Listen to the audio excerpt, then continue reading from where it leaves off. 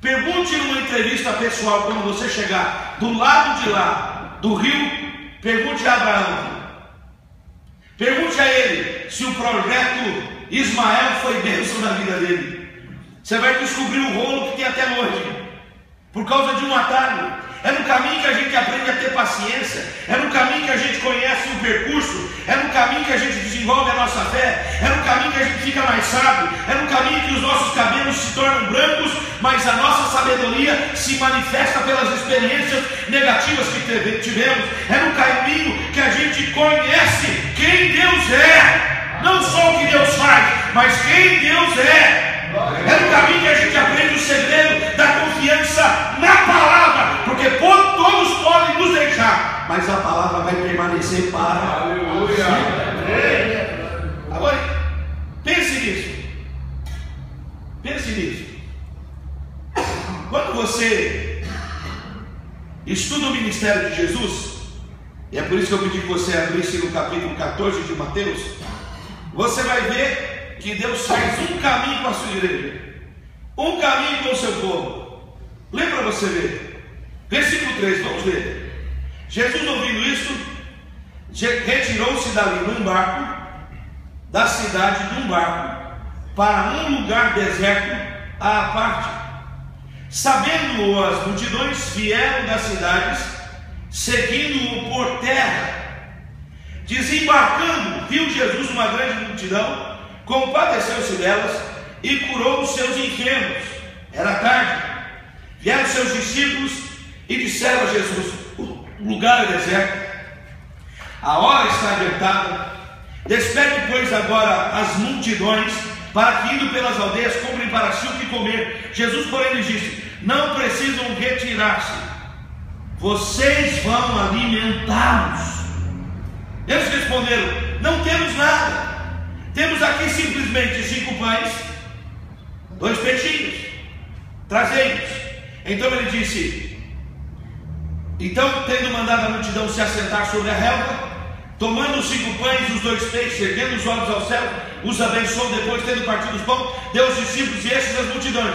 Todos comeram, se fartaram, e dos pedaços que sobejaram, recolheram ainda 12 cestos cheios. E os que comeram foram cerca de 5.000 homens, além de mulheres e... Olha aqui para você ver. Jesus era mais do que um tremendo ensinador. Ele era mais do que um rabino mestre. Ele era mais do que um grande pregador. Ele era um líder incomum. A sua mensagem era tão poderosa que soldados vinham prendê-lo e ficavam presos. Ele era eficaz no que ele fazia, e a sua liderança era inigualável em todos os termos até então. Agora, olha isso que ele faz. Por que as pessoas seguiam Jesus? Por que ele conduziu uma multidão no caminho inverso que eu e você fazemos? Porque uma coisa é você sair de um lugar ruim e ir para a avenida principal de Piracicaba. Uma coisa é você sair de um salão de 50 pessoas e ir para um auditório de 1.000 pessoas. Uma coisa é você começar uma obra na casa da irmã, não vou nem citar o nome que eu posso acertar uma irmã aí sem querer. Simples, um ponto de pregação, e aquela obra crescer, e de repente você ter 40, 50, 60 células, várias igrejas, várias congregações, vários ministérios. Jesus sai da cidade, leia para você ver, da cidade para o deserto. Ele faz um caminho inverso a mim e a você. Hoje a gente sai do lugar menor para o maior. Para termos as multidões hoje, nós temos televisão, internet, redes sociais, rádio, propaganda, campanha, música, músicos, adoradores, grandes oradores. A nossa mensagem é a administração do que vai dar certo. Você vai conseguir. Mas quando ele prega uma mensagem dura,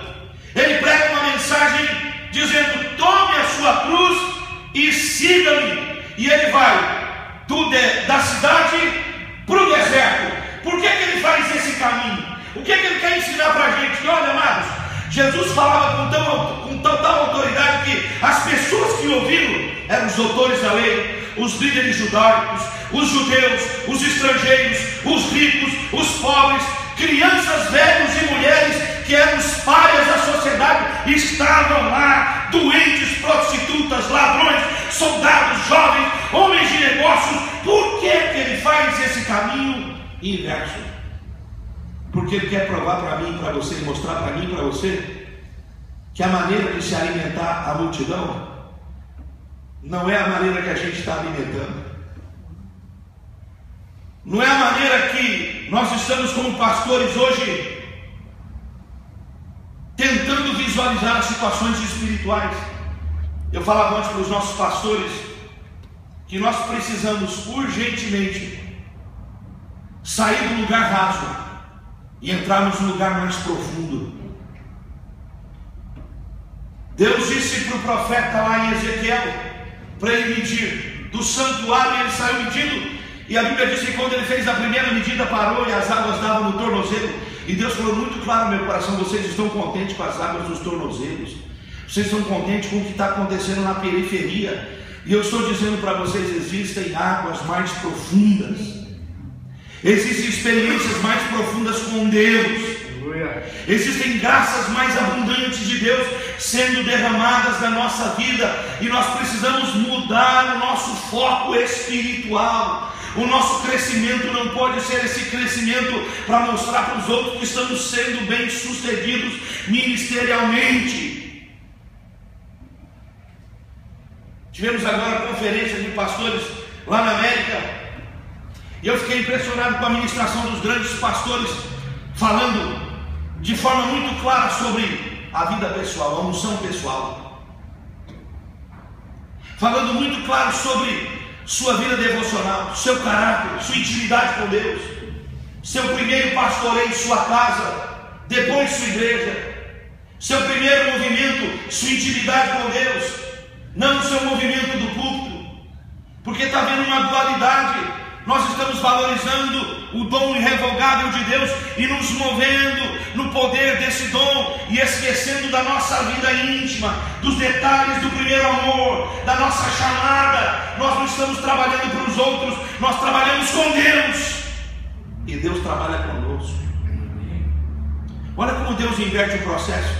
Ele sai da cidade e vai para o deserto, e todos vão ouvir, e todos vão se alimentar dele. Estavam no deserto, leia para você ver. Estavam no deserto e surgiu um problema. A multidão seguiu Jesus para o deserto. E eu te pergunto: você seguiria alguém para o deserto? Você acredita que as suas ovelhas te seguiriam para um lugar adverso e contrário, na contramão de tudo e de todos? E no deserto eles ficam cercados de problemas. Era tarde, não tinha alimento, verso 15, vai vendo para você ver. Não tinham recursos financeiros, não havia lugar para comprar alimento. Eram mais de 5.000 homens, fora mulheres e crianças, distante de um centro urbano. Muitos velhos, muitas mulheres, muitas crianças, muitos doentes, muitos cansados. O povo fraquejaria se voltasse, mas Jesus os leva para o deserto. E alguns dizem: quanto mais perto de Jesus, nenhum problema, talvez isso seja equivocado na minha mensagem e na mensagem de Jesus, que quanto mais perto dele, mais luta, quanto mais perto dele, mais desafios, quanto mais perto dele, mais lutas espirituais. E alguns do caminho perguntam: por que é que Deus está me guiando nessa luta? Por que é que Deus não se importa quando eu sou acharcado pelos problemas? Por que é que Deus não move nada? E por que é que o centro da vontade de Deus para a minha vida é um deserto? Será que Jesus nos enganou? Será que as lutas fazem parte da caminhada? Meu irmão, nós temos lutas espirituais no deserto, nós temos lutas familiares. Eu tenho orado com um pastor que está lutando com o filho dele, mas lutando uma batalha de vida e morte com o garoto dele. um santo, um homem de Deus, e um filho atolado numa luta espiritual. Um grande homem de Deus e um filho tendo grandes lutas espirituais, e esse homem está pensando que ele equivocou-se, que ele errou, que ele não fez o caminho certo. Mas as lutas fazem parte do caminho. No caminho vão te atacar, no caminho ovelhas vão te deixar, no caminho líderes vão abandonar você, no caminho vão caluniar a sua atitude espiritual, vão desprezar seus sonhos, vão falar mal nos seus projetos, vão dizer que o seu casamento não é um casamento abençoado por Deus. E eu aprendo com Jesus que o deserto passa, que o deserto não dura a vida toda, que o deserto é a universidade de Deus para formar o caráter de um obreiro, que o deserto não mata, mas aprova, e que o deserto é um lugar de milagres incomuns da parte de Deus. Pastor, se você está no deserto, prepare-se, você entrou na escola de milagres de Deus para a sua vida, para a sua família e para o seu ministério. Qual é o perigo? Primeiro, a gente quer ficar livre dos problemas. Esse é o primeiro perigo. E hoje na igreja há uma cultura de se gastar tempo até na ministração e no culto para se resolver problema. Satanás descobriu uma armadilha. Envolve esse povo aí em luta, que eles vão perder a missão. Envolve esse povo aí nas demandas da vida, que eles não vão saber o que fazer. Nós estamos esquecendo princípios básicos. Olha o que Jesus ensinou: busque primeiro. Isso é o beabá da fé. Busque primeiro o meu reino e a sua justiça, e as demais coisas serão acrescentadas. Nós parecemos Israel saindo do Egito e parecendo fazer um caminho perdido no deserto, e Deus faz eles parar num lugar. E quando eles retrocedem daquele lugar, olha o que Faraó diz: estão perdidos. Eles não sabem onde estão. É a hora da gente retomá-los. É a hora da gente vingar o que eles fizeram conosco. E sabe o que diz a Bíblia? Que Deus estava no processo para engrandecer o nome dele na vida de Israel e em Faraó. Meu irmão, essa luta da sua vida, do seu trabalho, talvez você esteja cavando um poço que só tem pedra. E um menino lá da igreja estava cavando um poço e só pedra, pedra, pedra, pedra. E ele foi se desanimando. Ele veio falar comigo e falei: campeão, ou você muda ou você continua. Não tem mais jeito de mudar, pastor. Agora eu vou até o fim. Ele foi até o fim. Criou-se uma cultura de que ele tinha perdido. Começou a brotar água. Para a surpresa dele, a água que brotou, quando passava pelas pedras, ficava limpa. E eu me lembro ele falando: pastor, essa dificuldade se tornou a minha fonte. Meu irmão, a maior dificuldade que você está passando pode se tornar a fonte de Deus na sua vida. Foi por isso que Jesus levou a igreja que ele pastoreava na contramão de tudo para o deserto, porque ele queria trabalhar na visão equivocada que eles tinham sobre a situação, sobre os problemas, sobre como agir. Na realidade, eles queriam jogar fora aquelas pessoas e se livrar do problema. Olha, manda esse povo se virar, manda essa gente sair daqui. Cada um sai por aí procurando e resolvendo e dando seus pulos. Mas Jesus tinha uma lição para introduzir.